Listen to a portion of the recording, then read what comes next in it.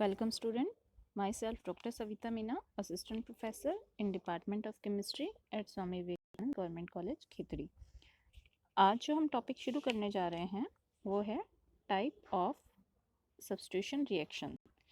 कौन कौन से टाइप्स हैं सब्स्टिट्यूशन रिएक्शन के, उनके बारे में हम पढ़ेंगे। मेनली यहाँ पर हम दो सब्स्टिट्यूशन रिएक्शन के बारे में डिस्कस कर रहे हैं जो इम्पॉर्टेंट है। फर्स्ट है न्यूक्लियोफिलिक और लिगेंड सब्स्टिट्यूशन रिएक्शन, जिसे हम SN से भी शो करते हैं। तो ये कौन सी रिएक्शंस होती हैं? इन रिएक्शंस में होता क्या है, एक न्यूक्लियोफाइल होगा जिसे हम लिगेंड कह सकते हैं किसी कोऑर्डिनेशन कॉम्प्लेक्स में, जिससे कि हमारा कॉम्प्लेक्स बनता है MLN या MLX जो भी है।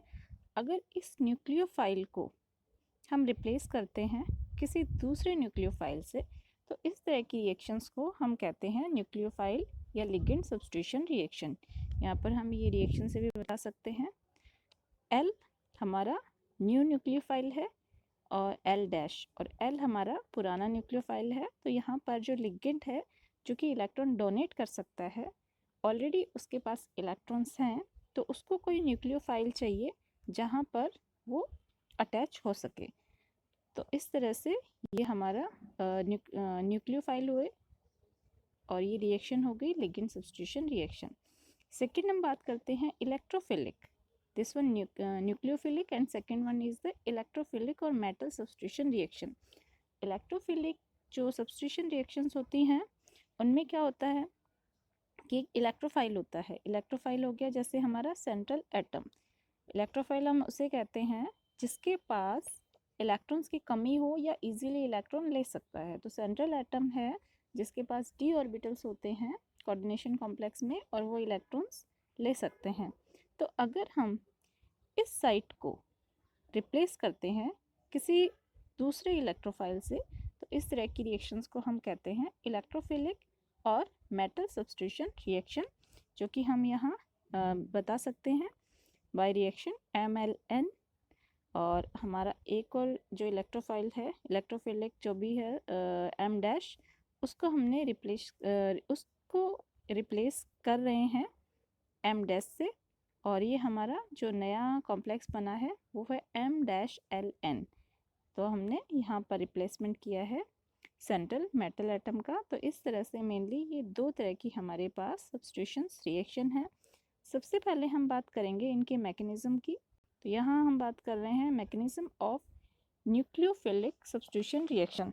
जैसे हमने ऊपर अभी बताया था SN रिएक्शंस है, इनकी हम बात कर रहे हैं ऑक्टाहेड्रल कॉम्प्लेक्स में। तो जनरली इस टाइप की जो रिएक्शंस हैं वो दो तरह की बेसिक मैकेनिज्म से होती हैं। एक होता है डिसोसिएटिव मैकेनिज्म और एक होता है डिस्प्लेसमेंट प्रोसेस। तो इनका डिसोसिएटिव क्या है और डिस्प्लेसमेंट प्रोसेस क्या है, इसके बारे में बात करेंगे। फर्स्ट हम बात कर रहे हैं डिसोसिएटिव मैकेनिज्म। तो SN तो हो गया सब्स्टिट्यूशन रिएक्शन, यह हमने 1 लिखा है साथ में। क्यों लिखा है? क्योंकि ये जो सिंबल है SN1 ये इंडिकेट करता है सब्स्टिट्यूशन न्यूक्लियोफिलिक यूनिमोलिकुलर रिएक्शन, और यह हम कह सकते हैं फर्स्ट ऑर्डर रिएक्शन। तो ये फर्स्ट ऑर्डर रिएक्शन है। और इन रिएक्शंस में क्या होगा कि जो न्यूक्लियोफाइल है, ठीक है, जो इनकमिंग ग्रुप है, न्यूक्लियोफिलिक सब्स्टिट्यूशन रिएक्शन है, इनकमिंग ग्रुप जो है उसको एक पॉजिटिव सेंटर चाहिए। वो पॉजिटिव सेंटर जनरली क्या होता है? वो होता है सेंट्रल मेटल आयन हो सकता है और या फिर एटम हो सकता है।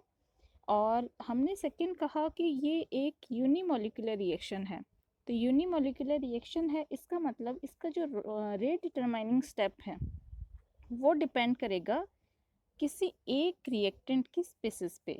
अब वो एक रिएक्टेंट कॉम्प्लेक्स भी हो सकता है, आने वाला न्यू लिगेंड भी हो सकता है। तो उन दोनों में से किसी एक पर ही डिपेंड करता है।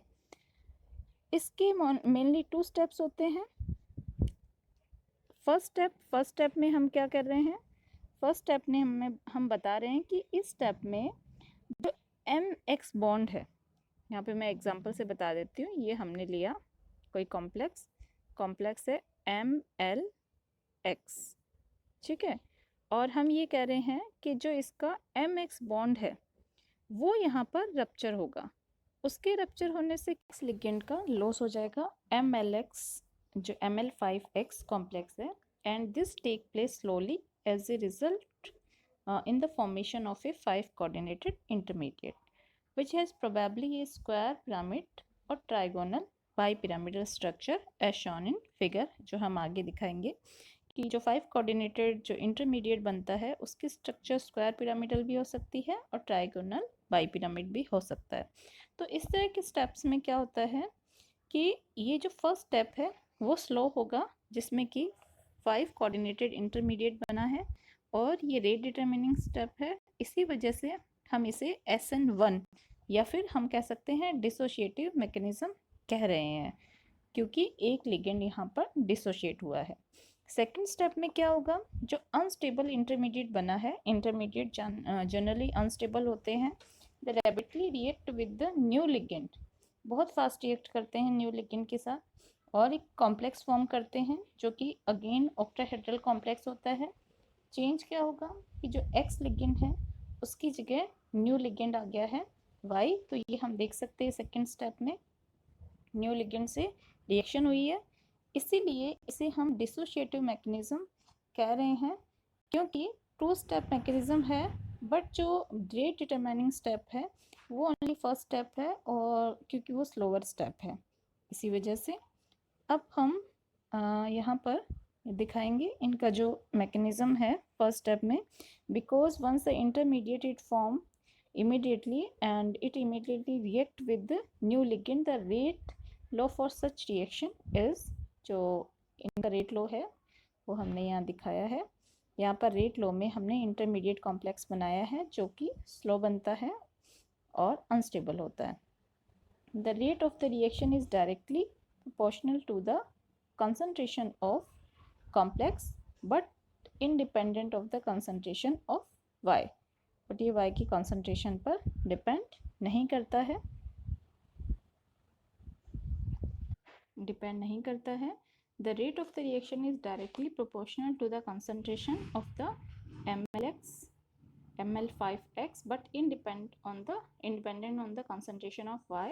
और जैसा कि हमने पहले फिगर के बारे में बात की थी, यहाँ हम दिखा सकते हैं कि हमने सबसे पहले लिया एक कॉम्प्लेक्स जो कि ऑक्टाहेड्रल है और इसका जो फर्स्ट स्टेप है, जो स्लोअर स्टेप है, रेट डिटरमाइनिंग स्टेप है, उसमें आइदर स्क्वायर पिरामिडल इंटरमीडिएट बनेगा, either trigonal bi pyramidal intermediate.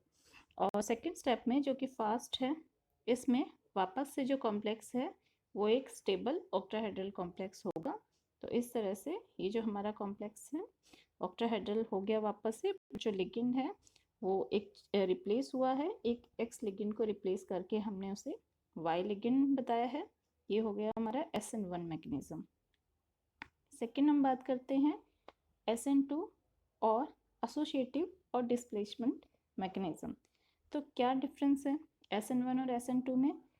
S हो गया सब्स्टिट्यूशन रिएक्शन, N हो गया हमारा जो न्यूक्लियोफिलिक रिएक्शंस की बात कर रहे हैं, 2 है मतलब ये बाईमोलिकुलर है या हम कह सकते हैं सेकेंड ऑर्डर रिएक्शन है। And this also proceed through the 2 step. जो SN1 था वो भी 2 स्टेप में था और जो SN2 है वो भी 2 स्टेप में है। डिफरेंस क्या है कि SN1 में ये यूनिमोलिकुलर था, rate determining step first step था जो कि स्लोअर था। अब हम SN2 में बात करते हैं। फर्स्ट स्टेप में क्या होगा, पहले SN1 में हो रहा था डिसोसिएशन, पर यहाँ पे डिसोसिएशन नहीं होगा। In this step there is no dissociation of the octahedral complex and the new ligand Y directly attack to the original complex to form a 7 coordinated intermediate which probably has a pentagonal bipyramidal structure. This step is slow and redetermining।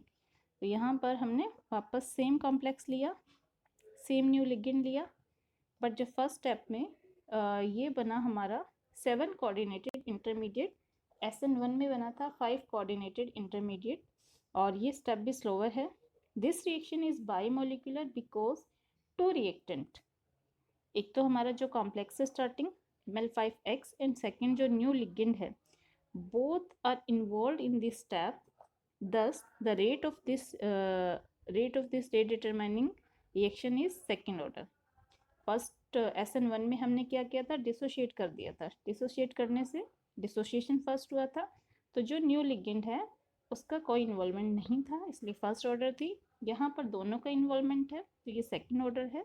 तो rate of reaction जो हुई वो हो गई KMl5X और Y. Second step में क्या होगा, in this step the 7 coordinated intermediate being unstable. जो 7 कोऑर्डिनेटेड इंटरमीडिएट बना है वो SN1 में भी अनस्टेबल था, यहाँ पे भी अनस्टेबल है. तो immediately it will reject the ligand X. यहाँ पर X लिगेंड है, उसका डिसोसिएशन हो जाएगा. Path of the reaction can be represented as, तो यहाँ पर जो 7 कोऑर्डिनेटेड है उससे वापस से हमारा बन गया 6 कोऑर्डिनेटेड, जो कि ऑक्टाहेड्रल कॉम्प्लेक्स है. And the formation of intermediate and the rejection of X ligand shown in this figure. ये हम देख सकते हैं इस फिगर में. हमारा जो स्टार्टिंग कॉम्प्लेक्स था वो ये है ऑक्टाहेड्रल कॉम्प्लेक्स. स्लोअर स्टेप में जो Y न्यू लिगेंड है वो ऐड हो गया, एंड थर्ड स्टेप में वापस से जो एक लिगेंड है L लिगेंड वो यहाँ से वापस से ऑक्टाहेड्रल कॉम्प्लेक्स है, बट इन्वॉल्वमेंट न्यू लिगेंड का भी है, कॉम्प्लेक्स का भी है. तो ये हो गया सेकेंड ऑर्डर रिएक्शन SN2. इन दोनों में डिफरेंस क्या है, what is the difference between SN1 और SN2 mechanism? It is clear that important feature in SN1 mechanism is bond breaking.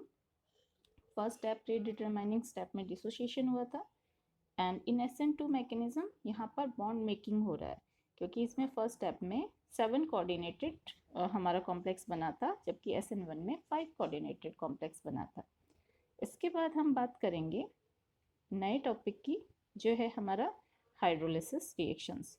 तो हाइड्रोलिसिस रिएक्शन के बारे में डिटेल स्टडी हम नेक्स्ट क्लास में पढ़ेंगे. यहाँ पर हम बेसिक देख लेते हैं कि ये रिएक्शंस, हाइड्रोलिसिस रिएक्शन का मतलब क्या है. Okay, the replacement of one of the ligand, किसी एक लिगेंड का रिप्लेसमेंट अगर हम ऑक्टाहेड्रल कॉम्प्लेक्स में करते हैं, जो कि हम सेम ले रहे हैं Ml5X हमारा ऑक्टाहेड्रल कॉम्प्लेक्स है, बट जो नया लिगेंड लेंगे जिससे हम रिप्लेस कर रहे हैं, आइदर वो H2O हो, वाटर हो, या फिर हाइड्रोक्सिल आयन हो. तो H2O पर जो चार्ज होता है वो 0 होता है, OH नेगेटिव, हाइड्रोक्सिल पर -1 होता है. इन दोनों में से अगर कुछ एक लेते हैं हम, तो इसको हम कॉमनली हाइड्रोलिसिस रिएक्शन कहते हैं. If the resulting product is an aqua complex after adding water और हाइड्रोक्सिल व्हाटएवर, अगर हमें जो कॉम्प्लेक्स मिलता है प्रोडक्ट फॉर्म में, उसमें वो एक्वा कॉम्प्लेक्स है, इसमें H2O ऐड है किसी एक लिगेंड की जगह, तो वो रिएक्शन हमारी हो जाती है एसिड हाइड्रोलिसिस.